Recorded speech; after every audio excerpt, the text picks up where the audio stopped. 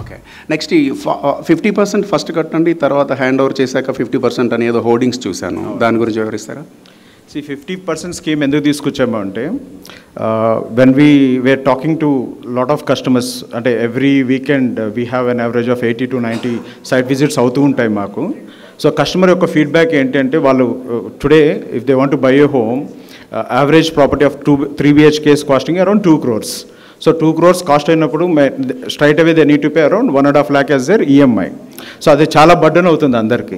So ఆ burden తగ్గించుకోవడానికి, ఎందుకంటే ఈఎంఐ కట్టుకోవాలి, సైమిల్టేనియస్లో రెంటల్ ఇవన్నీ కూడా పే చేసుకోవాలి. సో కస్టమర్స్ యొక్క అనుభవంతో we have reduce that cost. So ఈ ఆఫర్లో ఏంటి అంటే, they can pay only 40-50,000 pay చేసుకుంటే సరిపోతుంది.